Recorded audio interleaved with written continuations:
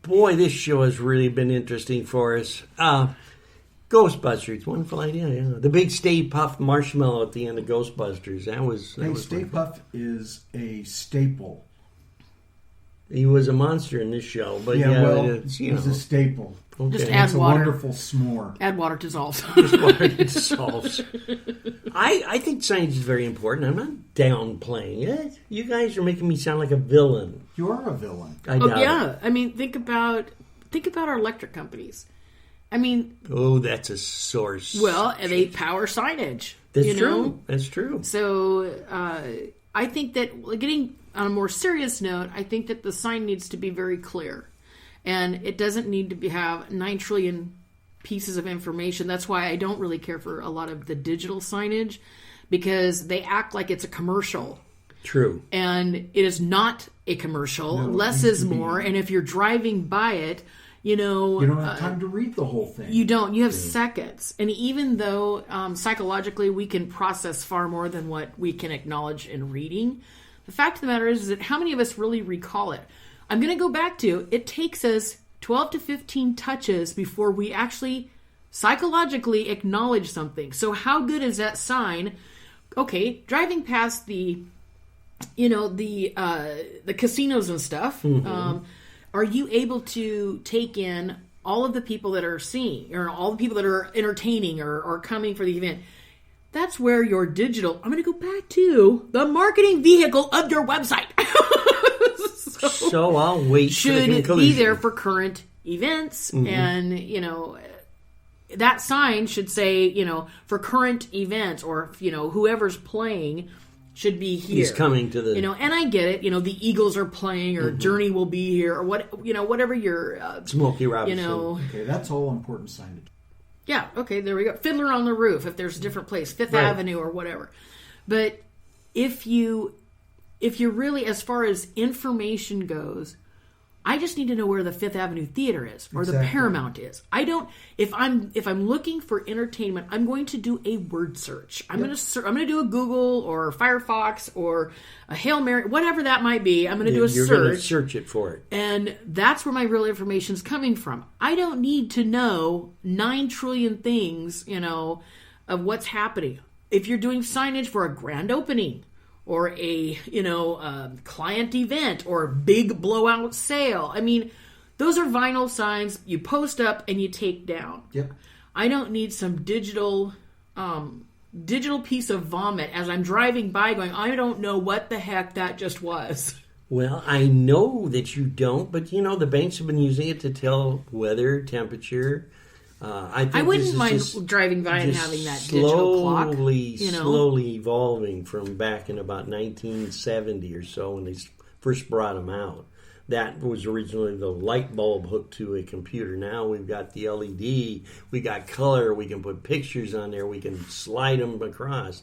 And I'm with you, I don't like it either. But I mean, that's the way it's going. I can see where printed material, there was an article that just came up that if you are a printer, in the next 5 years, you're going to be looking for work. I don't believe that. It's all going to start disappearing. I don't believe it either. I think that's what they're projecting. That's just absolutely ludicrous. That's what they're projecting. And I think, I agree with you. I don't think that we'll Listen, ever... the Kindle came out.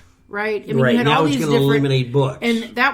And we saw the demise, in a sense, of all these bookstores and, right. All of the big players, of course, strategically closing, and there's only a certain amount of locations.